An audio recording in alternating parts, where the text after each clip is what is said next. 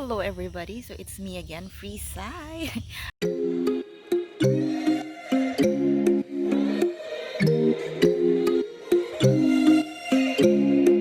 I think it's been several weeks already since I uploaded my last video nga na ako sa garden. So recently, naging busy talaga si Inday Badiday, no? So na ako yung mga ginabuhat, like for Mother's Day, graduation, Father's Day. Today, naka sa garden again. So as you can see mo na tong background. So wala na may update kung naunsa ning ganap sa tong garden there. But for today's video, I feel like explaining to you why I named my channel Freeside. So siguro katong mga avid followers or viewers naga-subscribe sa ako ever since, and pero may nagawa siya akong video, nag-wonder siguro mo why I named my channel Freeside. So by the way, my name or my real name is Freeside. So it is spelled as Fresyde. When I was in elementary, my name was pronounced as Fresedy. So mao jud na pagka-learn ako nga muna akong name, ako ang parents mismo nag-pronounce ana as Fresedy.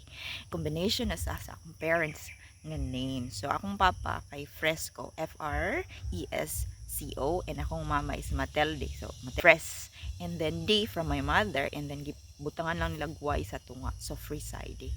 Pag high school, one of my teachers said nga, "Uy, nindot man i-pronounce imong name as Freeside." Pero kanila ging naanad ang mga tao sa mood na tong mga tao nga nakailas ako ever since since elementary.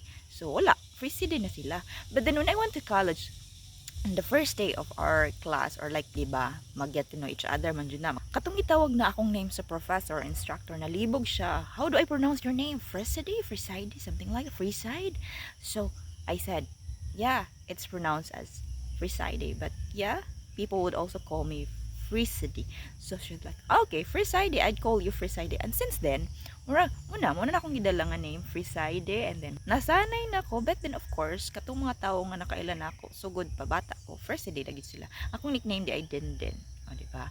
Aside from the fact nga karain ng Freeside sa Freeside, na po siya meaning for me. Like Freeside because through my channel I can show my real me, kanang no filters. Malayang ako, diba? So taga Bukid di ay ko, and then I upload videos here of the things I do here in Bukid, especially sa garden namo, no? So naga-travel ko sometimes, but so that's how I came up with my name here in YouTube, like my channel name, Freeside. But anyway, let's continue since wala na ako naka-update sa inyo about our garden for the longest time since naga-start ko og film diri. So yes, mauna ni siya ang background, mauna ni hitabo tong garden. Ang papa di ay kay nagpugas na siya. So si papa na yung nagpugas. Siya na ang kumbaga na busy kay diri sa garden. Ipakita na ako sa inyo. So ayan guys, you can see dagko ng mais. So dito start sa pinakakilid. O diba? So far ang ganda ng mga mais natin. Mais ni papa pala, charot.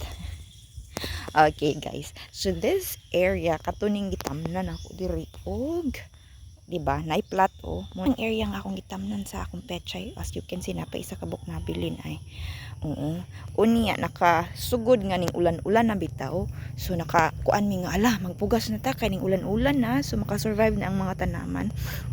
By the way, diri ang ato ang mga napay string beans. Abi na ko wala na pala kidi ay no. So ang okra nagulangan na gid siya kay katulaging nabisi kay kuha na jud ko kaani-ani diri mo na siya. Kawawa naman. But okay lang yan. Naaday si papay gitanom sa tanawa, diba? Ni mama is mais. In the middle na siya mani. Kay di ba na harvest ni mama tong mani nato dito nga area, dito nga area. Katong last time wala ko naka-upload og video nga nag-harvest sa mani kay na harvest nga wakon, no? Kay katulaging ni rampa ko sa Cebu City. Pagay ko ka-upload og video sa akong rampa sa Cebu. So diri man tong manihan sa una. Nya napagay nang habilin og mga turok-turok. Diri tong manihan, pero karon gitam na nagmais ni papa at the same time napoy mani nasa tunga sa tudling. So mani siya. So gilukop na jud namog mais. Actually dito ulahin na hinluan kay grabe kasagbuton, inana kasagbuton. But nahinluan na nanay pugas pod. And ano siya ang ganap sa tong garden guys. Kaysa una, limited kitong natamnan. Dari ra tong area o ang natamnan natong mani. Dira kay libon or kasagbutan. But yeah, naning kamot mi. Pag ulan-ulan jud, mao ni siya. Gihinluan na mo din gipugsa ni Papa. And guys, naaday mi sangig. O diba? Kamot. Gimingaw din kay ko sa tinibuok nga manok or tinibuok nga bisayang manok sa kong lola sa una. Yeah. Sa gulan jud sangig perting muta jud. Kanami ba? Kalami ba si Matsimuton? So maulag ito tanawa. So kani hoping ta nga kani atong mga mani diri no. Dili na ni siya kaunon sa grabworm kay kaunon para nila nga nabay mais. But anyway, di jud na malikayan. Ayan oh. And then ang atong kamunggay po dire oh, di ba? Lumalaban siya sa kanyang buhay. And dito po nga area, dito sa Pika side, pugsan po to ni Papa dayon. Hinluanan kay naay daghang sagbot pa. And then kanato mga kasagingan dira oh, as you can see. Kuan kaayo guys, katingalahan kay atong ting-init bitaw kayo siya. Nang green man noon ang dahon sa itong mga saging, o sila nag-struggle. Then ni samot ka green katong ni ulan na siya. Kaya nakaulan naman siya siguro mga bulan na kapino. Finally, na murag il Nino over na gid ta no. So ayan no, di ba? Purya-buyag ang mga saging paminaw nako ni tambok man ni. Tambok. Oo. So diri ta makita nako ni kani mo ni kamutian po ni last time pero gikakas ni Papa or ni Mama dayon iyang gi balik niya tong atong giplat-plat, diba? Ka-remember mo sa una katong first time ko nga nagtanom-tanom bitaw ko og pechay unya kay gibaha ni baha to so na kuan na banlas dayon gikaon pag yun sa mga grasshopper ang sobra. So mo ni siya gihimuan ni Papa ni Mama og plat gitiwas or gitarong gid nila dayon sa pikas pod o ana katanom dira kana nang gagmay o mga kuan na siya kamatis kay ako ang manghud nagkugi kakita siya mga sidling iyang giiras or tisok or kanang gipaturok ba dayon nanurok naman na dira. Hopefully mo survive na siya kay medyo luya man kaluoy pod an. Pero buhi man sila luya lang medyo dalag-dalag pero okay ra na.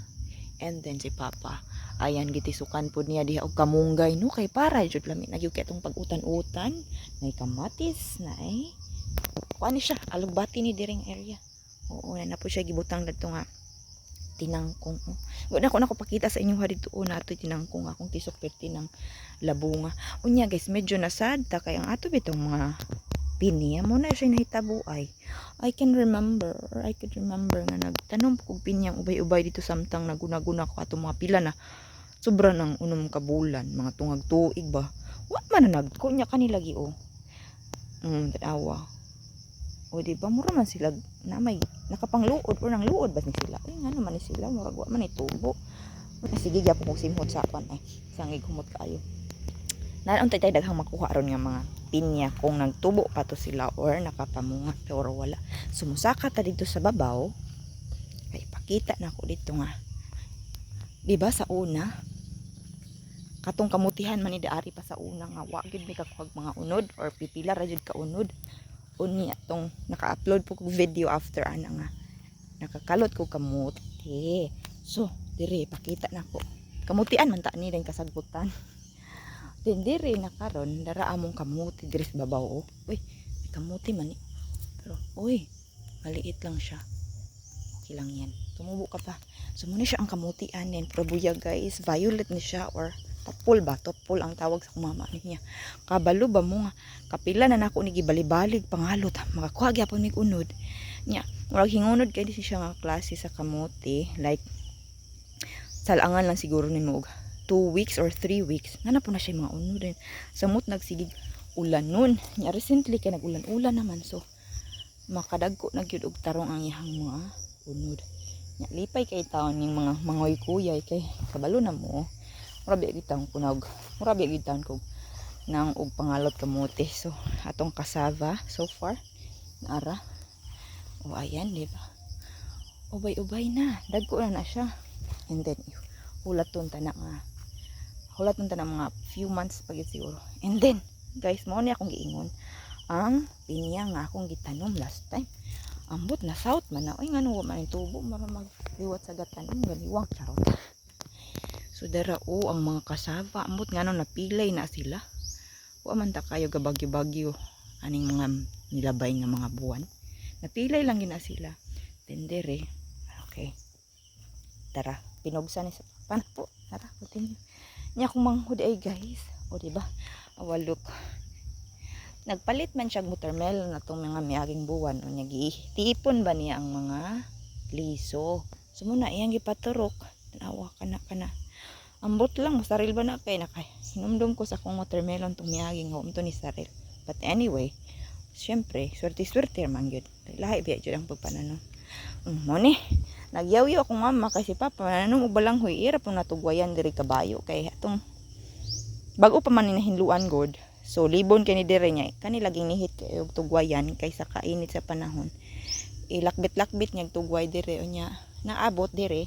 Awa nang gataw na. Nanggawas ang unod, di na mapuslan kay naingon na nagkahoy. O di ba? Nang higda ng uban kay isa rason di ani kay gituwayan sa kong papa. Di ba? Bitaw uy, apektado jud kay mi atong pag-Il Nino pa kay. Daabe mi tulo ka kabayo unya. Kung wala na kasagbutan nga atong matugwayan, mabuang-buang gyud ta ani pangitag katugwayan. Oh. Pero bintaha na lang kay ning ulan na nakabalik na og tubo ang mga kasagutan. But uy, nari mga pinya diri guys, nay bunga eh. Kana na siya bunga. Adi tura. Kato ay bunga. Di lang maklaro. Ayan kana nanay bunga pero di lang maklaro. Libon. Wa pa naabot diri og guna, diri kamution gyapon na siya. Tapol gyapon na or purple. And then ang ato ang kapayas, naman akong ginakat-kat or panguhaan sa una, pero di na makaya na akong panguha kay habog na siya. Ang uwak na lang per may mabuhong or abunda kay sila kapayas no. Ana man jud na. Entere. Kani mga piniya, sus murang magtuig naman ngalin ni. Uy, wa man gyapon ni dagko, tanawa ra gud na. Oh, koy gatanom ani, ngano ni. Mo katubo. Labon pa nga sa una nga bisag tugsok or ibutang rani mo mga matubo man jud na karon kay tisok ba jud ni nakuha kalot wala man jud kapayas laki na siya laki nga kapayas so wala ka ilabi pakita nako nganong laki siya anong laki ni siya nga kapayas so mao ni siya ang dagway sa laki nga kapayas so instead nga mabunga na siya diri mo ana dayon ang bunga wala nagbulak-bulak pa na siya niya iyang bulak kay mo extend og ni ana so mao na siya, lucky. Tama na siya bulak-bulak, di na siya mabunga. O, diba? So, as you can see, green jud kayo para biyag ang dahon sa itong mga kasagingan. Kana, day dira ang mga kasagingan, guys. Hindi na amuha. Okay. Lahi ang nananom, anak. Okay. So, dili man gud ang muang yuta diri nga area. So, gipatanom lang mi. And so far, okay raman kay ang tag-iya magtanom ni. And then, iya, magkugi lang jud ka. Kugi lang gikuwang, no?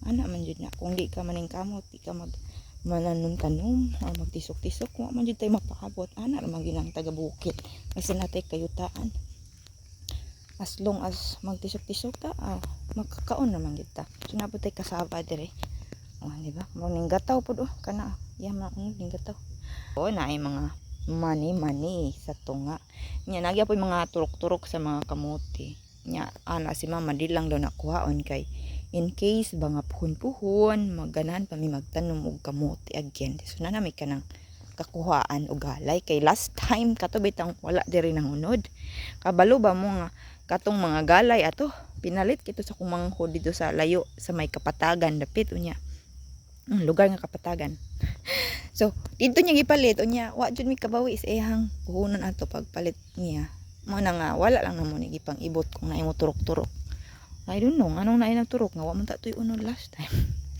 but anyway ana man jud na so ana lang sa siguro guys ang atong update diri kay nindot kay paminawon pud ang huyuhoy sa hangin nga green ang kalangitan green ang kanus green ang langit blue green ang mga katanaman sa palibot so thank you so much kaayo guys no sa inyong paglantaw sa akong video till now thank you so much and God bless us all see you next video bye bye